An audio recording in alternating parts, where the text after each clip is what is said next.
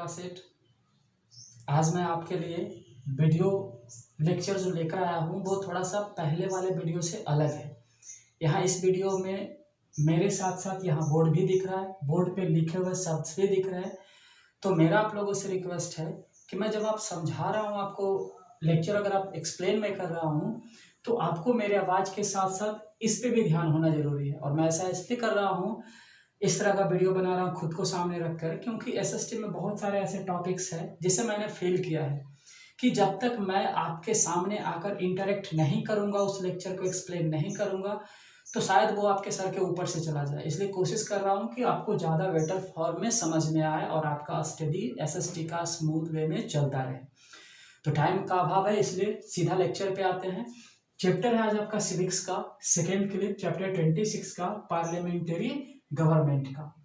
अब इस चैप्टर में इसका जो पहला क्लिप था उसमें ये सारे पॉइंट्स आपने पढ़ा, जैसे इंडिया में पार्लियामेंट्री फॉर्म गवर्नमेंट क्यों है, इंडियन गवर्नमेंट के ऑर्गन्स 3 बताए थे हमने, लेजिस्लेचर, एक्सिक्यूटिव और जुडिशियरी। तीसरा है पार्लियामेंट, पार्लियामेंट के बारे में बताया था कि पार्लियामेंट है जो पूरे सेंट्रल लेवल पे काम करता है और उसका 2 पार्ट है, एक लोकसभा और दूसरा यहाँ पे राज्यसभा। तो लोकसभा के बारे में आपने पढ़ा, उसका फंक्शन, एंड साथ ही साथ जो लोकसभा का हेड है स्पीकर, स्पीकर्स के भी पावर को आप लोगों ने देखा। तो यहाँ पे आज का टॉपिक जो है राज्यसभा, मैं वो आपको एक्सप्लेन करने जा रहा हूँ, आप ध्यान से सुने। ये राज्यसभा जो है ये एक ऐसा सभा है जिसे लोग डायरेक्टली इलेक्ट नहीं करते हैं, यानी ये इनडायरेक्टली इलेक्ट किया जाता है बाय पीपल, यानी पीपल ही इसे इनडायरेक्ट वे में चुनते हैं। वो डायरेक्ट वोट नहीं देते हैं, बल्कि ये पीपल जिस एमएलए को चुनते हैं, यानी मेंबर ऑफ लेजिस्लेटिव असेंबली को चुनते हैं, यही मेंबर ऑफ लेजिस्लेटिव असेंबली क्या करता है कि चुनाव करता है राज्यसभा के मेंबर का। तो राज्यसभा के मेंबर में टोटल संख्या यहाँ पे आप देख रहे हैं 250, यानी टोटल संख्या होती है मेंबरों की राज्यसभा में 250, जिसमें से 12 मेंबर को प्रेसिडेंट अपॉइंट करता है या चुनता है। और वो प्रेसिडेंट क्यों चुनता है? प्रेसिडेंट कुछ एक्सपीरियंस के आधार पर चुनता है, कुछ वर्क एक्सपीरियंस होता है लोगों का नॉलेज के क्षेत्र में। प्रेसिडेंट उसी को चुनेगा जिसका नॉलेज के क्षेत्र में, साथ ही साथ साइंस या सोशल साइंस के क्षेत्र में एक्सपीरियंस है, उससे 12 मेंबर को प्रेसिडेंट चुनाव करता है। तो ये जो राज्यसभा है इसका जो कार्यकाल यानी टेनर होता है वो होता है 6 ईयर का, और इस 6 ईयर में हर 2 साल पे 1/3 मेंबर को क्या किया जाता है, रिटायर्ड किया जाता है, और उसके जगह पे नए मेंबर को रिप्लेस की जाती है। तो ये जो मेंबर रिटायर होते हैं वो यदि चाहें तो दोबारा से, अगर उनको लोग सपोर्ट करें तो वो दोबारा से फिर से मेंबर बन सकते हैं। तो मेंबर्स बनने के लिए यहाँ पे राज्यसभा के मेंबर्स बनने के लिए कुछ क्वालिफिकेशंस चाहिए। तो उन क्वालिफिकेशंस को हम एक्सप्लेन करने जा रहे हैं, आप ध्यान से सुने। सबसे पहला क्वालिफिकेशन चाहिए कि वो इंडिया का सिटीजन होना चाहिए, ये फर्स्ट क्वालिफिकेशन है।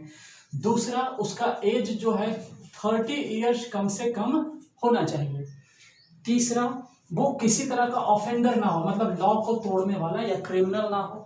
चौथा, वो किसी भी तरह के गवर्नमेंट ऑफिस में प्रॉफिट काम नहीं कर रहा हो। एंड पांचवा क्या है कि उसका वोटर लिस्ट में नाम हो, जिस राज्य से वो मेंबर बनने के लिए चुनाव लड़ रहा है उस राज्य में के वोटर लिस्ट में इस व्यक्ति का नाम हो, तभी वो राज्यसभा का मेंबर बन सकता है। तो ये हमने देखा राज्यसभा। अब ये राज्यसभा और लोकसभा में एक डिफरेंस हम बता देने जा रहे हैं यहाँ पे, क्लियरली आप ध्यान से सुनिएगा। राज्यसभा और लोकसभा में ज्यादा पावरफुल होता है लोकसभा, क्योंकि लोकसभा का चुनाव लोग क्या करते हैं, इंडिया के पीपल करते हैं या लोग करते हैं, इसलिए वो ज्यादा पावरफुल होता है। और लोकसभा क्या कर सकता है, जो लोकसभा है वो राज्यसभा के किसी भी जजमेंट के खिलाफ पूरा का पूरा नो जजमेंट दे सकता है। किसी तरह का बिल पास करना हो तो वो लोकसभा ही पास कर सकता है। तो ये था पहला टॉपिक राज्यसभा। यहाँ पे आप दूसरा टॉपिक से देख रहे हैं power and functions of the parliament. Parliament के कितने पावर होते हैं, क्या क्या पावर होते हैं। तो यहाँ पावर देखिए, यहाँ पे टोटल आपको 6 पावर दिख रहा है। सबसे पहला है लॉ मेकिंग, दूसरा है कंट्रोल ऑन फाइनेंस, तीसरा कंट्रोल ओवर गवर्नमेंट, चौथा जुडिशियल फंक्शंस, पांचवा इलेक्टोरल फंक्शंस एंड छठा अमेंडमेंट ऑफ द कॉन्स्टिट्यूशन। ये 6 पावर है पार्लियामेंट का। तो थोड़ा सा इसे हम आपको और थोड़ा सा डीपली से समझाने का प्रयास करते हैं। सबसे पहले लॉ मेकिंग देखिए, पार्लियामेंट का सुप्रीम लॉ माना जाता है, सुप्रीम फंक्शन कानून बनाना। और ये पार्लियामेंट जो है तीनों पे, यानी ये 3 तरह का लिस्ट होता है, आगे आप इस चैप्टर में पढ़ोगे। उस लिस्ट में जो यूनियन लिस्ट होता है, उस यूनियन लिस्ट के 97 सब्जेक्ट पे ये लॉ बना सकता है। साथ ही साथ स्टेट लिस्ट में कम से कम 47 सब्जेक्ट पे भी ये लिस्ट लॉ बना सकता है। दूसरा, जो नेशनल फाइनेंस है, पूरे कंट्री का जो इनकम है उसे भी कंट्रोल यही करता है। सेंट्रल गवर्नमेंट के एक एक खर्च का हिसाब ये पार्लियामेंट ही रखता है। मतलब इसकी परमिशन के बिना ना तो 1 रुपया फालतू किसी चीज पे खर्च हो सकता है और ना ही 1 पैसा फालतू गवर्नमेंट पब्लिक से वसूल की जा सकती है टैक्स के रूप में। तीसरा है कंट्रोल ओवर गवर्नमेंट। ये सबसे इंपॉर्टेंट काम है पार्लियामेंट का, गवर्नमेंट को कंट्रोल करना। सोच लीजिए जो गवर्नमेंट प्राइम मिनिस्टर है, यदि उसे कोई कंट्रोल ना करे तो वो क्या क्या कर सकता है। तो कंट्रोल कैसे करता है ये गवर्नमेंट को, वो सुनिए। सबसे पहले ये क्या करता है, किसी भी तरह का गवर्नमेंट का जो डिसीजंस होता है उसके लिए रिस्पॉन्सिबल ये पार्लियामेंट होता है। साथ ही साथ गवर्नमेंट यदि कॉन्स्टिट्यूशंस को भंग करता है या तोड़ता है तो वैसे स्थिति में प्राइम मिनिस्टर और उसके काउंसिल ऑफ मिनिस्टर के अगेंस्ट ये पार्लियामेंट नो कॉन्फिडेंस का मोशन पास करके उसे हटा सकता है पोस्ट पर से और री इलेक्ट कर सकता है मेंबर को। साथ ही साथ यदि कोई व्यक्ति या कह सकते हो किसी अर्जेंट मैटर पे अगर बात करना हो तो पार्लियामेंट डिस्कस करेगा और उस अर्जेंट मैटर में जो त्रुटि होगी उस त्रुटि वाले डिपार्टमेंट का जो मिनिस्टर होगा उसे डांटेगा और उसे रिप्लेस भी करेगा।